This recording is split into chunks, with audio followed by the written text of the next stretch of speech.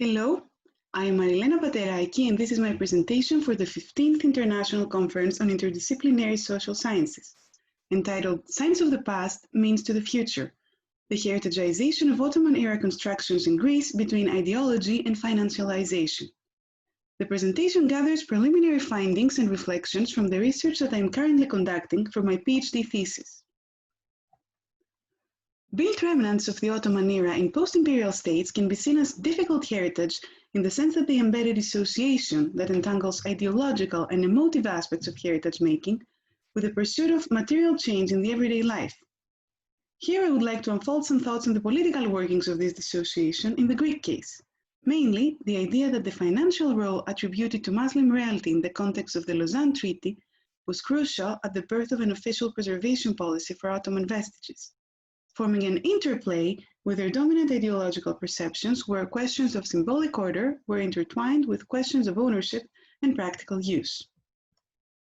The population exchange stipulated by the Lausanne Treaty marked a definitive threshold, rearranging a centuries-long religious, cultural, and linguistic pluralism around the Aegean, reorienting state legitimization strategies, and posing unprecedented issues of population and land management. How did this condition influence the perception of architectural traces of the Ottoman period in relation to the terms of heritage making by state bodies?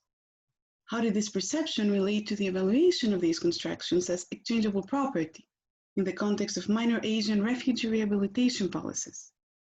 In this presentation, we will follow a negotiation that develops around buildings simultaneously claimed as exchangeable property and potential designated historic monuments. We will then examine the main points of the argumentation developed by state heritage services and reflect on the dynamics of local integration of these constructions.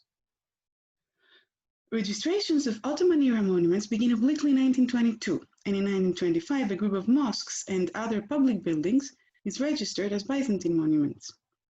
The same year, the National Bank of Greece is assigned the management of exchangeable property, meaning the survey and divestiture of former Muslim royalty, so that revenues can be used for the compensation of refugees.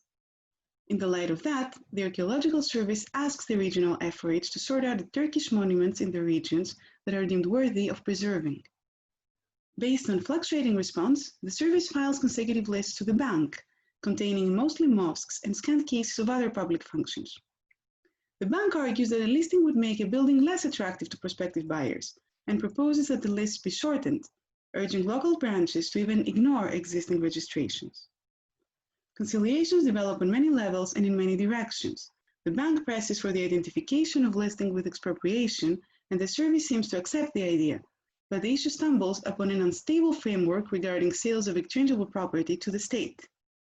A 1933 decision by the Ministry of Agriculture forbids direct sales, and amid pressures to lift that, in 1935, the bank concedes to a list of 7 mosques out of initially 38. The negotiation turns to payment terms. The bank presses whenever good third offers appear, while the service, struggling to gather the money, presses for a direct grant of the buildings. This would require a modification of the state's convention with the bank, signed by the Ministers of Finance and of Hygiene and Welfare. In 1937, the Ministries of Education and Welfare concede at the level of internal subdirections on the modification, but the Minister of Finance intervenes to halt the discussions. Up to that point, the convention has been revised 17 times, integrating true, few, and retroactive criteria for direct grants. In 1938, a listing of Turkish monuments is issued, including some of the 7 approved mosques and more, which, as the bank declares, accelerates the sale to the Ministry of Education later in the year. The bank's authority over exchangeable property will cease in 1939, passing to the Ministry of Finance. Negotiations with the Archaeological Service will recur in the post-war years, but will be thereafter focused on specific cases, rather than a more comprehensive agreement.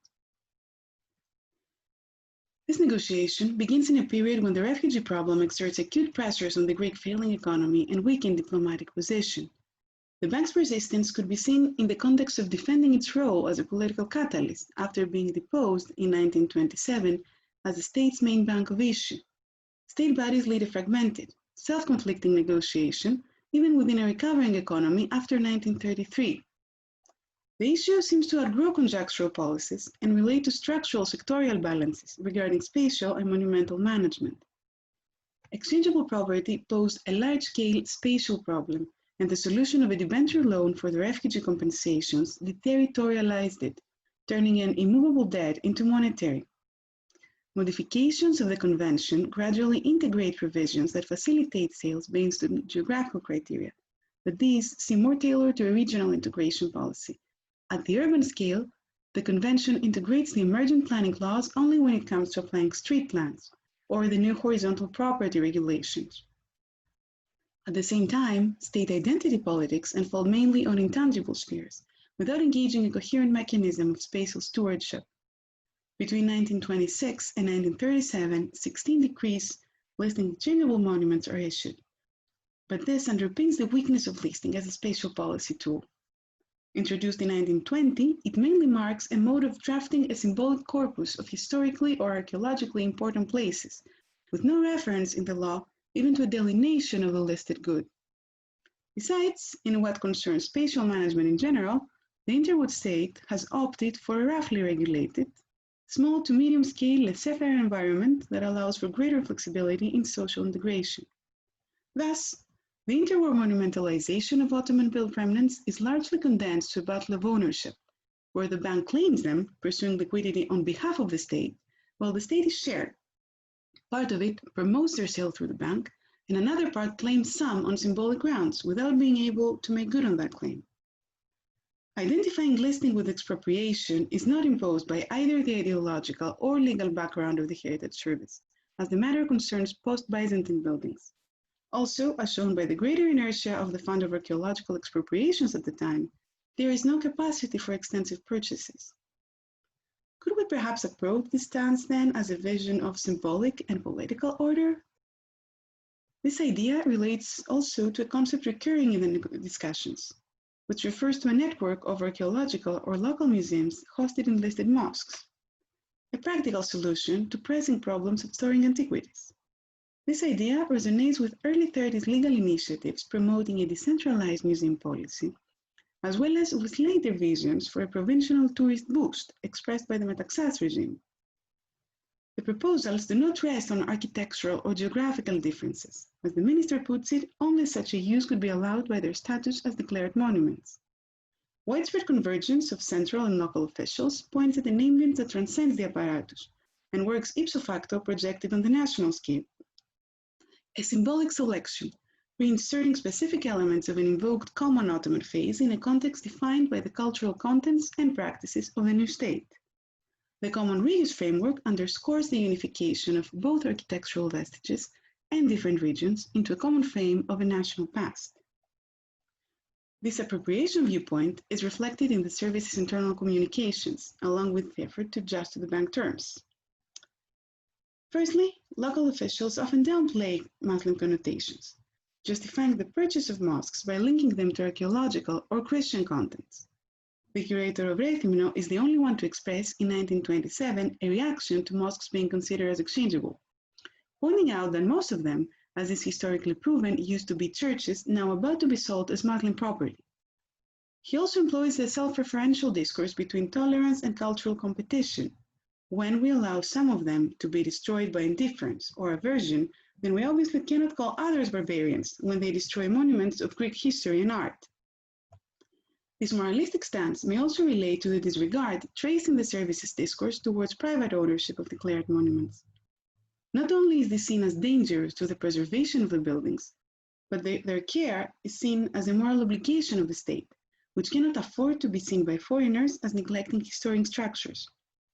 Finally, local officials do not shy away from the political interest of integrating some constructions in state canon, analyzing their usefulness in external and internal assertions of cultural sovereignty. In exceptional cases, local services propose to showcase Ottoman constructions as monuments in their own right. Treating along the lines of aestheticization, their arguments let emerge a broadened perception of the monument that includes emotional and sensory qualities. The curator of Rethymno distinguishes Veli Pasha Mosque as not a plain, glassy monument meant to trigger only historical curiosity, but as gathering a different value and power, a particular atmosphere containing a live part of the old Turkish life. The rarity of their Arabic style, so-called, raises them to symbolic markers of a culture and era bygone. In 1937, the curator of Chania proposes the preservation of all standing minarets in town, leaning towards a concept of historic urban landscaping, which, however, remains marginal in the Central Services vision at the time, stuck to preservation at the building scale. In any case, this vision will not be realized. Few of the negotiated constructions will become museums or visited monuments. Most of them will be thrown to the arena of different players competing over the urban land. In 1937, some of them are abandoned, host refuges, taverns, and small production units. Some are turned into churches, and many are leased as warehouses, mainly by the military, what illustrates a layer of building stock in limbo between devaluation and new contents. Overall, reactions at the local level show cautiousness towards the National Bank and conjunctural alliances with the Archaeological Service. The local press may reflect a certain wistfulness as to Ottoman-era constructions that incorporates the idea of a temporal rupture and evokes memory based on collective experience, yet most debates that reach the Archaeological Service focus on the exploitation of the space, or the shell, underlining a social pragmatism towards the institutional management of the past, but also underlining the question of a fragmented concern over how to see the Ottoman past and how to best use its remnants for the future. Sometimes, this question raises vivid debates in the local public spheres, such as the case of St. Mark's Basilica or the Defterdar Mosque in Heraklion, Crete, on the grounds that Turkish interventions have altered the authenticity and archaeological value of the building. The municipality pursues its demolition so as to exploit the plot, what produces a wide local rallying in 1929, where different associations claim the reuse of the building as a cultural center and venue for their public events. Another example is the Yusuf Pasha Mosque, former St. Francis in Chania, a building recurring in the negotiation with fluctuating evaluations as to its monumental value. In 1926, the religious association Apostol Titos claims it for a library and a Sunday school, and the association's president, local bishop, future governor of Crete and future accused as a Nazi collaborator, protests directly to the government, resenting the alleged transformation of the church into a theater. He wins the support of the Archaeological Service and the political office of the Prime Minister, but not the case, which, however, triggers a wide local rallying on the basis of middle-class morals that transcends the boundaries between locals and refugees. As shows a letter to the President of the Republic, consigned by him, the President of the Refugee League of Chania, and 20 associations of professional, political, religious, local, cultural, and scientific bases. The example highlights a case of convergence of the Archaeological Service with organized local religious lobbying. The trend of reinstating a Christian urban geography crystallizes in time in the practice of listing religious monuments exclusively as churches. The argumentation, transcending all layers of public discourse, invokes the restoration of a symbolic order, seeking to validate continuity and thereby the right to occupy specific spots in space. As this example indicates, this may have required strong pressures on the part of the church, with all its political dynamics.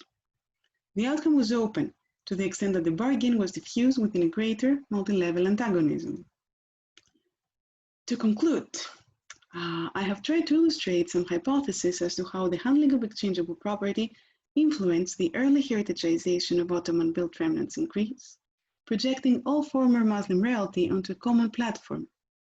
The idea of a commercial standardization, absorbing architectural landmarks and public functions within a private real estate market, collided with a vision of a selective integration in the national monumental canon that would preserve the form and the public nature of the function, but absorb architectural and geographical particularities within a common system of cultural renaming. Both precepts were confronted with the concrete conditions on the field, and in the context of a mainly retroactive spatial stewardship, ideological evaluations and material antagonisms produced a spatial outcome largely on a facultative basis. This idea may open research paths on different scales. One could be to investigate interrelations among a wider spectrum of policies, spanning from the heritage sector to minority policies or external diplomacy.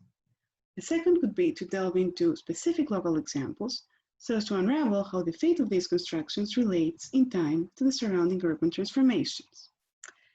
So this was the end of my presentation. Thank you for staying with me. I will be happy to answer questions and discuss with you in further detail in the days of the conference. Goodbye.